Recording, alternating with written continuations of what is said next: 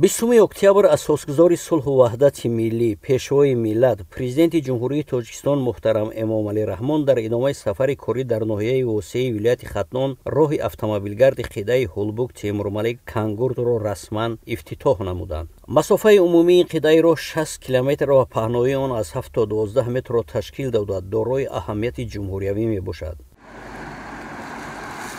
дар ин масир 76 қубури обгузар, ҷӯйборҳои бетонӣ дар ду канори роҳ, пойдеворҳои муҳофизатӣ, 5 пули мошингузар сохта шуда, дар асоси лоиҳа хатҳои уфуқӣ, аломати роҳ, чароғҳо ва дигар иншооти зарурӣ мутобиқ ба лоиҳа кашида шудааст. корҳои сохтмонию навсозӣ дар ин роҳи мазкур бо саҳми ҳукумати ҷумҳурии Тоҷикистон ва Бунки рушди Осиё анҷом ёфтаанд.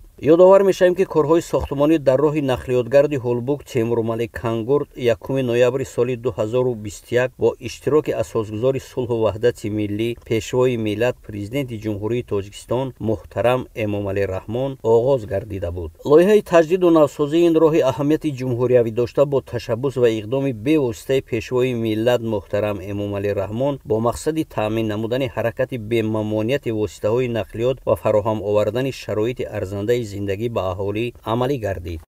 дар асоси созишномаи байни ҳукумати ҷумҳурии Тоҷикистон ва Бонки Осиёгии рушд 1 ноябри соли 2021 таҷдид ва азнасозии роҳи автомобилгари Ҳулбук Темурмалик Кангурд ба дарозаи умумии 58.5 км оғоз гардид. фармоишгари лоиҳаи мазкур вазорати нақлиёти ҷумҳурии Тоҷикистон аз он ҷумла маркази татбиқи лоиҳаҳои таҷдиди роҳҳо, пудрачии асосии ширкати Синзайни ҷумҳурии Хитой ва машваратчии асосии лоиҳа ширкати СМЕК ва Барс Консалтинг мебошад.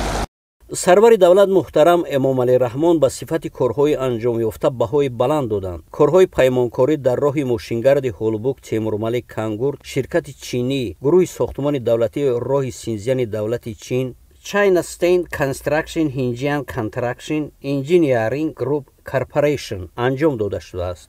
лоиҳаи сохтмони роҳи мошингарди Ҳулбук Темурмалик Кангурд аз ду марҳила иборат буда марҳилаи якум Ҳулбук Темурмалик 33,4 км, марҳилаи дуюм Темурмалик Кангурд 25,117 км-ро дар бар мегирад. ифтитоҳи роҳи автомобилгарди ноҳияи восе Ҳулбук Темурмалик деҳоти Кангурд боз як қадами устувори дигар дар ҷодаи рушди сайёҳӣ дар кишварамон мебошад. ҳоло дар қаламрави мамлакат дар баробари татбиқи лоиҳаҳои сармоягузории давлатӣ дар самти бунёду таҷдиди роҳҳои дорои аҳамияти байналмилалӣ, инчунин як силсила лоиҳаҳо барои бунёди роҳҳои аҳамияти ҷумҳуриявӣ ва маҳаллӣ дошта бо ҷалби сармояи ватанию хориҷӣ татбиқ шуда истодаанд. барои таҷдиди роҳи мошингарди восеи Ҳулбук Темурмалик деҳоти Кангурд зиёда аз 200 миллион сомонӣ равона гардид. роҳи мазкур дар ду марҳила сохта шудааст ки 33 км 400 метри он ба категорияи сеюми техникӣ дохил мешавад. бояд гуфт ки роҳи мошингарди Ҳулбук Темурмалик Кангурд яке аз роҳҳои асосии душворгузар буда зарурати таҷдиди 58 километр роҳ пеш омада буд. роҳи мазкур аз ҳудуди ноҳияҳои восе ва Темурмалик мегузарад ва шумораи умумии аҳолӣ дар ин минтақа зиёда аз 280 000 нафарро дар бар мегирад. яъне роҳ аз деҳаҳои сераҳолии ноҳияҳои восе ва Темурмалик гузашта алоқаи нақлиётиро аз самти ҷанубу шарқ байни ноҳияҳои восе, Балҷон ва Хуалинг таъмин месозад. барқарорсозии роҳи мазкур ҳаракати мунтазам ва бехатари воситаҳои нақлиётро байни деҳаҳо ва маркази ноҳияҳо таъмин намуда мушкилоти бисёр ҷиддии аҳолиро бартараф сохт. ман ҳамчун сокини ҳамин ноҳия ҳаминро гуфтаниам ки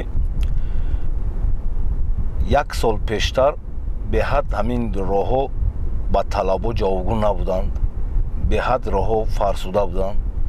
имрӯз шукронаи истиқлолият мекунем, миннатдоргии худро ба асосгузори сулҳу ваҳдати миллӣ пешвои муаззами миллат мекунем ки ҳамеша ғамхори халқ ҳастанд ки ба мо роҳи замонавӣ ки ба тамоми шароитҳо ҷавобгӯ ба мо ин роҳро сохта доданд.